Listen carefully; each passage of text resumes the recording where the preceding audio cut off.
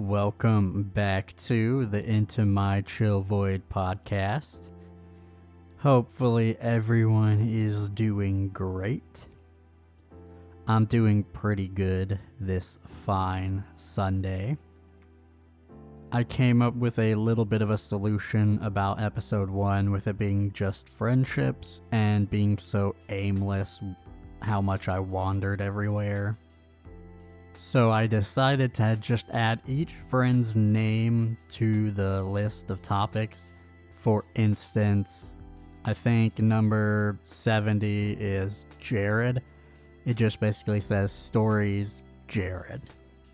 That way I can dedicate a whole topic to just stories with each friend separately, and then I'll be a little bit more focused. So I think that is a good way to handle that going forward, and it just adds more topics to the list.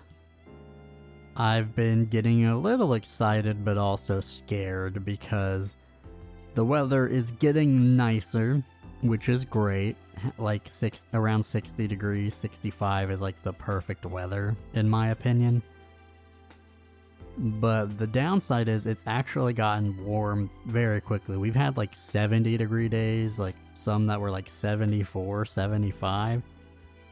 And the problem with that is my room that I record in, my office / studio, is of course my house. And it's in a room that doesn't get heat or air good like at all.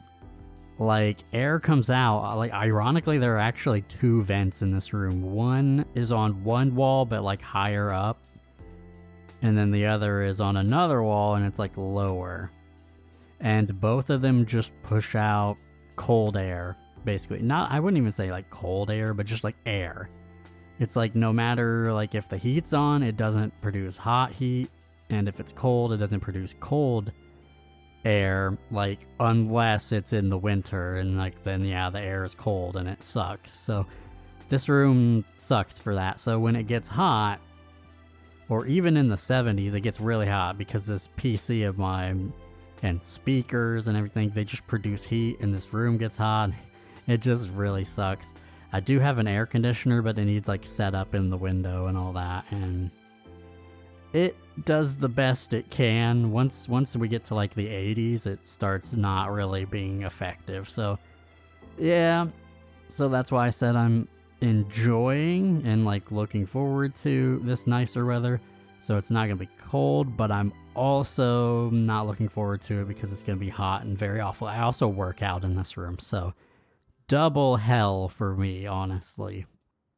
But yeah, anyways, without further ado, I think we will go into what am I rambling about today.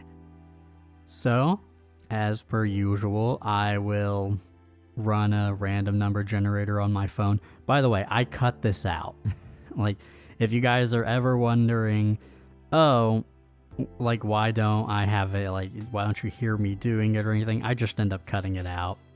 It just works out better that way for me to just cut it out, because you're not going to be able to hear it anyways. So, yeah. But I'm about to run it, and I will let you know what the number is. Okay, on the list, number 17 is Skateboarding Stories.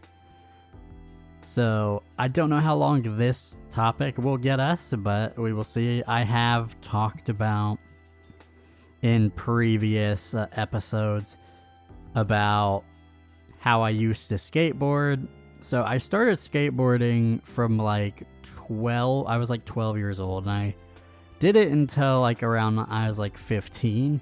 So about like 2.5 to 3 years I skateboarded. And this kind of goes back to Jose being a big influence in my life, because when we were about, like I said, about 12 years old, I went over there and he started getting into skateboarding, and by osmosis, I followed along after a while. He eventually, like, you know, he had his own skateboard and it was nice, and we were really starting to get into it, and I think he let me use his a little bit while I was there, and I was like, man, I really like this. I want to get a skateboard of my own. So I asked my parents to get me a skateboard, and it took a bit of convincing, but through me being a brat kid, I eventually got one.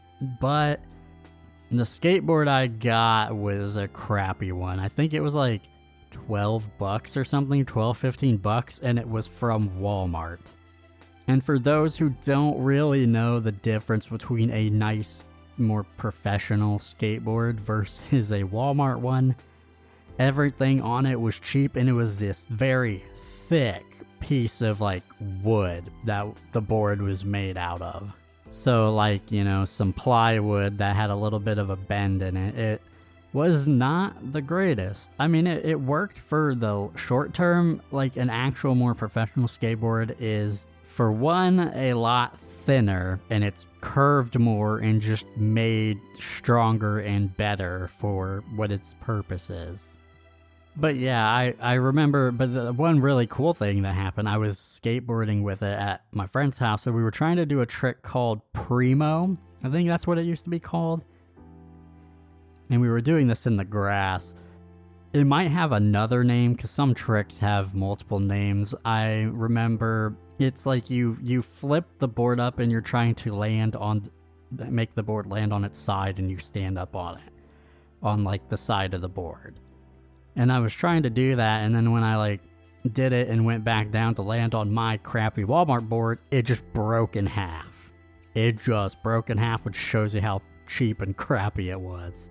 And seeing that, my friend Jose felt very bad, and I don't even know how he did this, but somehow he got his mom to give him like $100 or something, and he had his uncle take us to a store, a like bike and skateboard shop, and he bought me a skateboard. It was really awesome. I remember the brand. It was the same as his. They were called Blanks, and they're a professional skateboard brand. They're fairly, you know, cheaper, and it's just a base color for the like underneath for what the graphic is. So it's just a base color. I don't remember how much the board cost. For some reason, I'm $35 is I think how much just the board cost. But you also need other stuff with it, of course. You need trucks, the metal part that goes in there. You need the screws, you need wheels, you need grip tape. Grip tape, I think, costs like $5 or $10. But yeah, and so his skateboard was like red underneath. We both had the same color underneath, but we got to choose different grip tape. So his grip tape was like a lighter blue, while I chose darker blue, and that was the way we could tell our skateboards apart. Mine had the dark blue grip tape, his had the lighter blue, and so we had the same skateboards. And because of that, I got to really start getting into more skateboard because he did that for me. And so we went through doing it more and more and more. So where I'm kind of going to go from here, there were several different skateboards that I owned. I got a couple. That was the one that he gave me. I eventually got some other ones. I got one with it was a BAM heartogram, where it was like a heart with a triangle through it type, and it was light blue. It was a pretty cool board I liked. And I had the most elaborate one was a Rob Deerdeck Alien Workshop, I think is the brand, I think.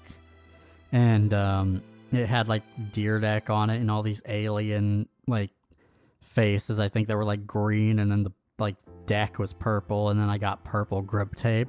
It was actually really cool, and it was a little more wider of a board, because some skateboards you could have like 7.5, you could have 8. It kind of depended on your preference, so that was something I had to use. It was like 8, so I had to get used to that, but that was a really cool skateboard. As far as skateboarding stories, of course, we did a lot of skateboarding, just trying different tricks, and we ended up skateboarding a lot in his basement. His basement like had like a hangout room, but it also had this just wide open area that we could skateboard in, and it was really fun. I remember I was progressing really quickly, and Jose was a little competitive. He was kind of getting like worried about me surpassing him, but I don't think I would ever say I ever surpassed him. I think I did get close though, but he just was a step above me a little bit. I think I can't remember which one it was, the first or second episode, Tidbits with Dylan, I talked about getting into a skateboarding competition without knowing any tricks. And that was true. I did this, and I don't remember how old I was, but it was before I could do any tricks. I think at most I could maybe do an ollie and maybe a pop shove it. But that was it. I couldn't do any other tricks. It did cost money. It cost like $10 to enter. And I remember it was at a skate park, and I remember going down. It was all made of concrete, the skateboard or the skate park.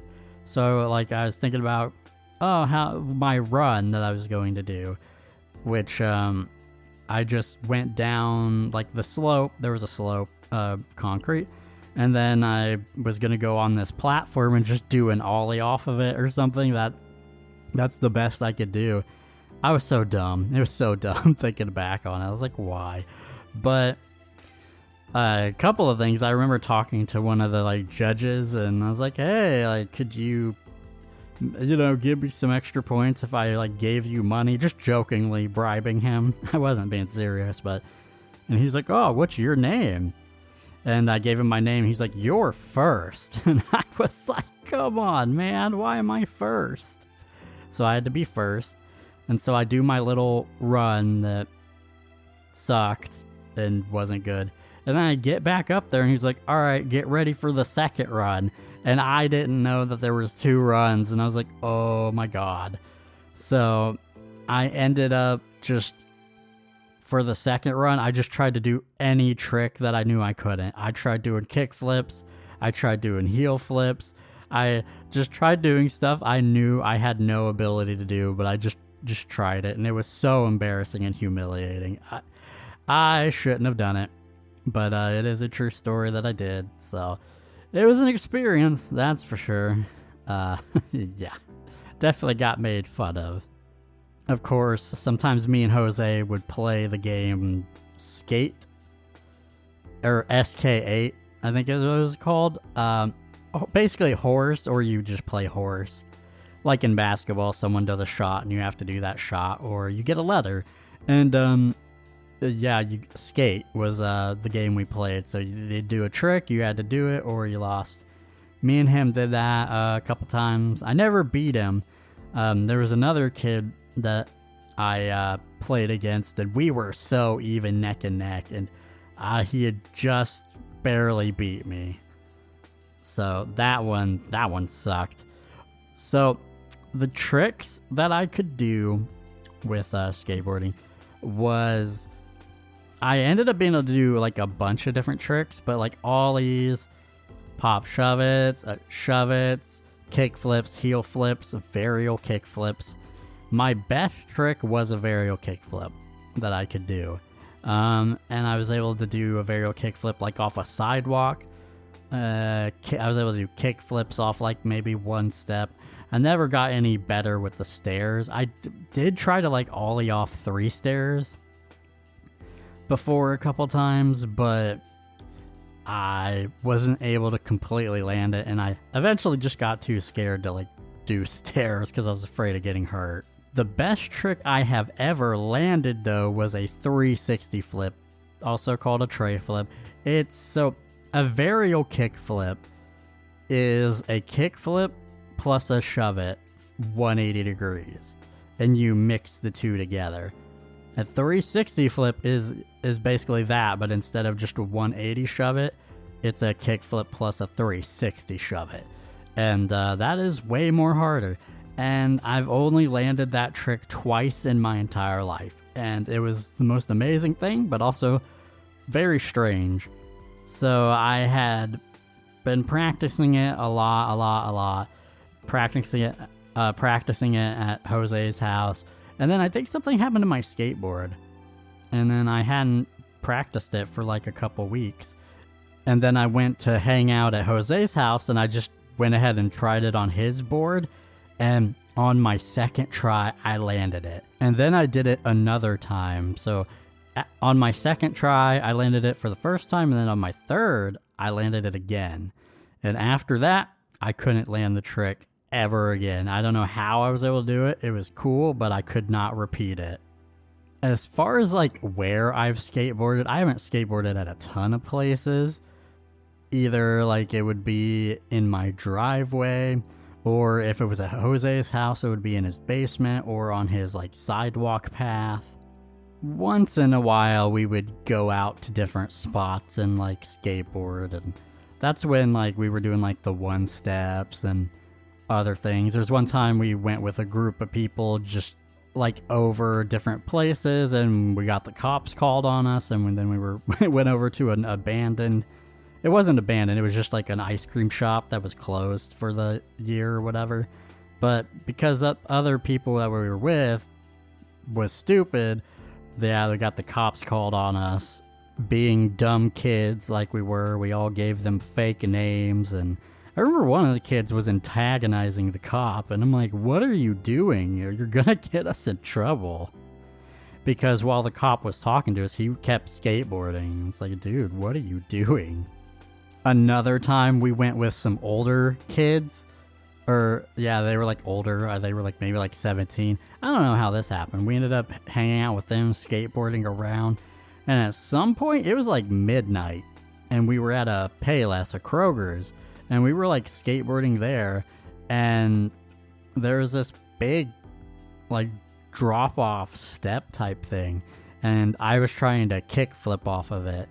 And it was very dangerous, and I could have gotten hurt.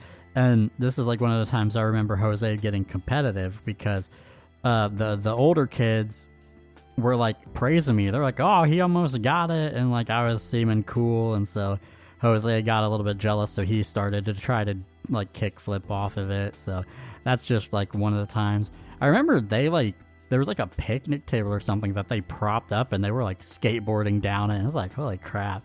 This is like at 12 a.m. It's just like I got into a bunch of weird situations and places just following people. So it's just wild like where you end up sometimes when you just follow people. But that's one that I remember. There are of course other minor skateboarding stories and places. Of course, all the times that I've fallen and hurt myself is just, the tip of the iceberg. You rack yourself in the balls with the board with doing tricks, you fall. I will say one of the most enjoyable times was when I first was able to do a kickflip, because I had been working on it for a long time. And I eventually got it, and it was the greatest thing ever. I'm not going to go into full detail about it because that's going to be included in another topic on the list that we get to at some point. So I want to save it for that. But yeah, the most memorable was like my first getting the kickflip, because it took me forever, and it's so hard for me to finally get it.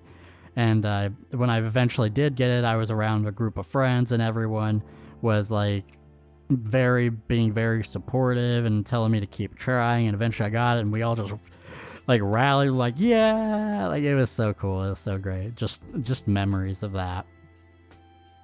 And speaking of other memories, I actually had a YouTube channel where when I was like 13, or I was probably like 14, and I had a camera, and I was actually doing how-to videos on how to do certain tricks once I was able to actually do a bunch of different tricks. So I taught kick flips, varial kick flips, heel flips, just all the basic stuff. So yeah, I actually had those. Unfortunately, I deleted those videos on this channel. There was a channel where I was doing singing and rapping and stuff, and I was like, well, these skateboarding videos don't need to be here.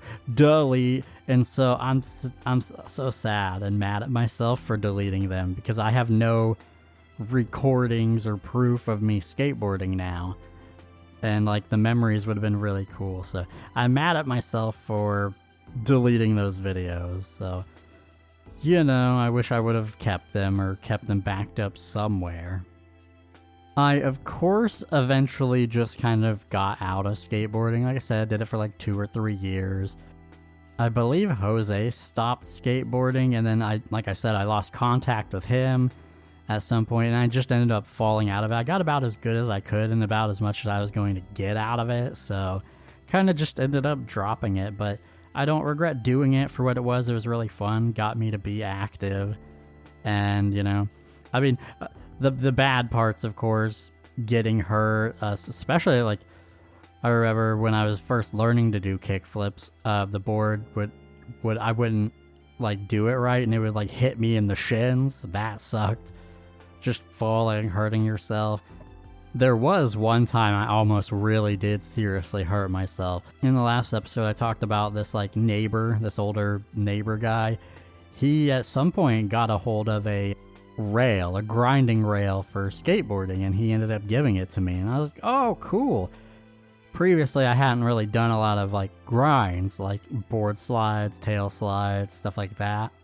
And so I was messing around with this rail, board sliding on it, and, like, just trying to do it. One of my attempts, I did board slide, but I leaned too far forward, and so, as you can imagine, the board flew back behind me out from my feet. I fell straight down forward, and had I not put my hands out, I would have bashed my face on this bar. It was very close. My arms aren't that long, so even with my arms held out, the bar was like right there at my face, even with my arms held out. Luckily, my arms were just long enough, but yeah, that could have been really bad. After that, I never did rail grinding. I didn't try to do any, like, board slides or grinding after that. And again, like with, like, doing stairs, it was like a 3-stair that I tried a couple times and I eventually gave up on it. Because we used to watch this show called Scarred, and eventually, after, like, watching that so many times, I was just like, it's just not worth trying to do stairs, and you can potentially get really hurt. So I kind of just kept it to just flat ground skateboarding, and maybe like a curb or, like, you know, a sidewalk, doing tricks off that. Maybe a single step, but other than that, didn't really go more than that. The best that I've ever done is, like, alling off, like, 2 stairs, so nothing impressive or anything, but yeah. And like I said, I just eventually quit. I know skateboarding in a lot of ways is a phase, right? It's one of those things that's a phase that a lot of people just end up quitting. I honestly don't know a ton of adults that, like, still skateboard, right? They eventually just burn out and stop doing it. But yeah, so that happened to me. I kind of just fell out of it. But a lot of great fun memories that I definitely don't regret. They were some very good times. But yeah, I know I was kind of all over the place with this one, just trying to think about my past. And there's probably some skateboarding stuff that I haven't even remembered, because I'm almost 30 and that was 15 years ago, so a lot of stuff I probably don't remember. That's just some stuff that comes to mind, but that has been it for this topic of, like, skateboarding and skateboarding stories and just my history with it. So hopefully you guys enjoyed that, and we will be moving on to the next segment. We are now on to the chill fact of the day. This one won't be the longest one, but it is an interesting one. So most people who are allergic to cats think it's because of the cat's fur, but that is actually not true. What people are actually allergic to is there is a protein in cat's saliva. This protein is what people are actually allergic to, and different cats produce it in different amounts. And of course, what happens is they end up grooming themselves a lot, and then that's all on them, and then their fur flies off, and then it gets into the air and gets everywhere, and that is why people are allergic.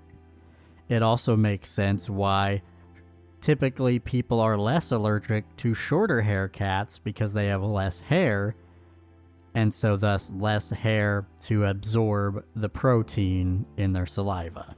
My wife is allergic to cats, and one day we decided to find out why people are allergic to cats, and like us and everyone else, we thought it was the fur. It is not the fur, it is the saliva. Hope you enjoyed this fact for the cat lovers, but that's been it for the chill fact of the day. It's time for Tidbits with Dylan. There's only one correct way of putting back a newly opened loaf of bread. You throw away the stupid twist tie, then you take the top of the bread, spin it around, and then tuck the top underneath the body of the bread. And then voila! Your loaf of bread is now closed back up and no fiddling with a stupid twist tie. Having a cat is like having a unnegotiating roommate. It's their way or the highway. And if they don't get their way, they will take you through the highway to hell. And in a lot of cases, you will have to give in to their demands. Taking a hot shower while having the window opened a bit in the winter is amazing. And if you do things right and you get cold by the air and then go under the hot water, you can make your body have a relax-gasm with moans included. And here we are at the end of the episode, wrapping things up. Like I said, we're just gonna keep on rolling and hopefully getting better with everything. At some point, my wish is for people to get some enjoyment out of this podcast, so hopefully I can eventually make that happen. For now, that's it for me and this episode. Thank you guys for listening so much. I really appreciate it for anyone who takes time out of their day to check this podcast out. Hope you can find something to enjoy. Again, thank you for listening, and I will catch you in the next episode.